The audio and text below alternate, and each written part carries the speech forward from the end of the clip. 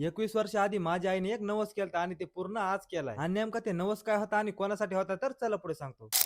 तर कशी आहे पब्लिक, मी आहे तुमचा वैभव आणि सकाळच्या रामपारात मला जायचं होतं आमच्या गावाकडे. आणि आम्ही राहत जरी मानवतला असलो तरी आमचं प्रॉपर गाव हे खडकवाडी आहे. त्यामुळे मग आपल्याला जे जे सामान घ्यायचं होतं ते सगळं भरलं आणि आम्ही निघालो खडकवाडीला. आता निघालो तसे पण गावाकडे जायचं आमचा रोड एवढा खराब आहे की जाऊस तर माणसाची मानपाटी एक करून टाकताय. आणि त्याच्यातली त्याच्यात मी बसलो होतो ऑटो मध्ये माग, मग तर काही विषयच नाही. हा पण ती गोष्ट वेळी की माणसाला पाठ्यामागून नजारा एकदम बेस्ट बघायला भेटते. तर मग असा बेस्ट नजारा बघत आम्ही पोहोचलो आमच्या गावाकडे. आणि आज इथं होती आमची महापूजा, त्यासाठी मग कपडे बदलले आणि आम्ही निघालो आंघोळीला. तर आमच्या गावची अशी प्रथा आहे की तुम्हाला जर मारुतीचा अभिषेक करायचा असेल किंवा महापूजा करायची असेल तर तुम्हाला ह्याच हिरीच्या पाण्यानं आंघोळ करून जावं लागतंय. मग काय पप्पाने मला पाणी शिंदून दिलं आणि मी लगेच आंघोळ करून घेतली. आणि मला वाटलं लागलं की एवढ्या सकाळी जर मी गार पाण्याने आंघोळ केली तर मोह तर काय खरत नाही. पण ह्या हिरीचं पाणी एवढं गरम होतं की मला गारचं जी पण लागलं नाही. तर मग मस्तपैकी आंघोळ वगैरे केली आणि आम्ही पोहोचलो गावामधल्या मारुती मंदिरामध्ये. त्यानंतर सगळ्यात आधी महाराजांनी मला गंध लावला आणि पूजेला सुरुवात झाली. आणि मग सगळ्यात आधी देवाला दह्या दुधाने स्नान घातला आणि त्यांना टावेल टोपी चढून हार घातला. आणि अशा प्रकारे कोणतंही विघ्न न येता आजची आमची पूजा पूर्ण झाली. तर तुम्हाला प्रश्न पडला असेल की आता पूजा तर झाली पण नेमका नवस काय होता आणि कोणासाठी होता. तर माझ्या आईला सगळ्यात आधी 2 मुली झाल्या आणि तिसऱ्यांदा मुलगा हो म्हणून माझ्या आईने मारुतीकडे नवस केलता की मला जर तिसऱ्यांदा मुलगा झाला तर मी तुमची महापूजा करेल. मग काय त्यानंतर मी झालो. आणि हो खरं तर ही पूजा मी झालतो तवाच व्हायला पाहिजे होती, पण अशाच काय हायगाईमुळे आणि काय कारणामुळे ही पूजा इतके दिवस थांबली होती. पण फायनली आता मी 21 वर्षाचा झालो आणि माझ्या हातूनच ही पूजा पूर्ण झाली. तर मग आजच्यासाठी एवढंच. आपण भेटू आता पुढच्या व्हिडिओ मध्ये. तोपर्यंत साठी रामकृष्ण हरी.